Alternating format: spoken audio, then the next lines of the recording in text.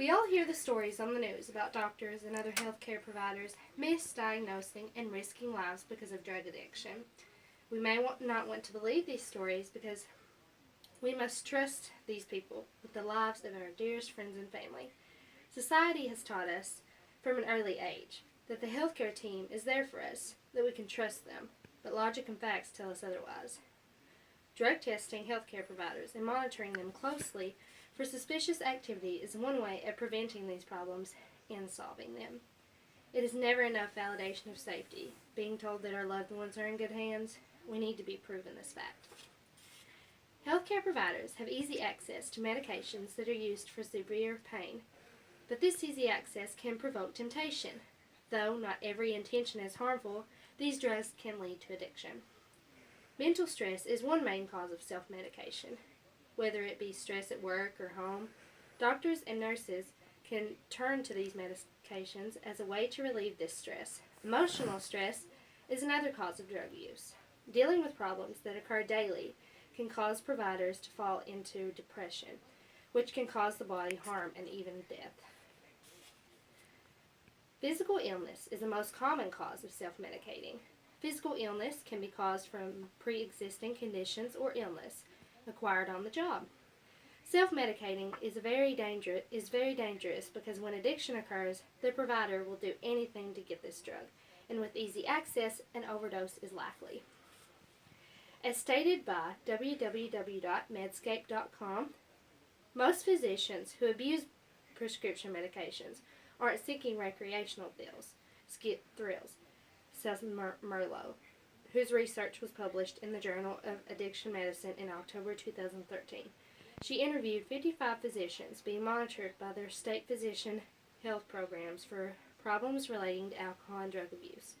Of those 38 doctors, 69% abused prescription drugs to relieve stress and physical or emotional pain.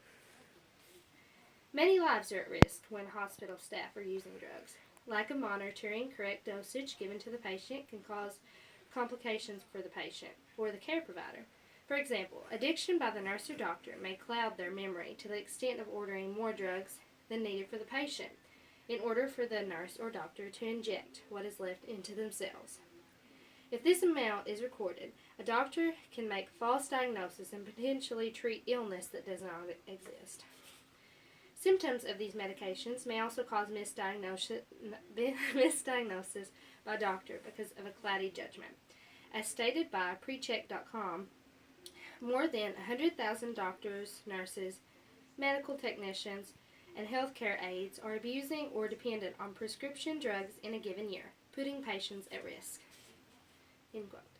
Drug abuse, with the good reputation of a nurse or doctor, is easy to get away with. Co-workers often vouch for one another to avoid lawsuit if drug abuse is suspected.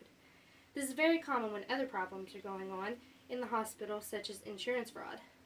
Doctors and healthcare staff believe they are more trustworthy than patients. Healthcare staff may attempt to, for lack of better words, deceive others and make them believe the patient is talking nonsense. As stated by crack.com/personal experiences, terrifying things I learned as a drug-addicted nurse. As I mentioned, a patient caught me swiping his medication one time, but that's no big deal. Who's going to take the word of some sick person over a medical professional? End quote.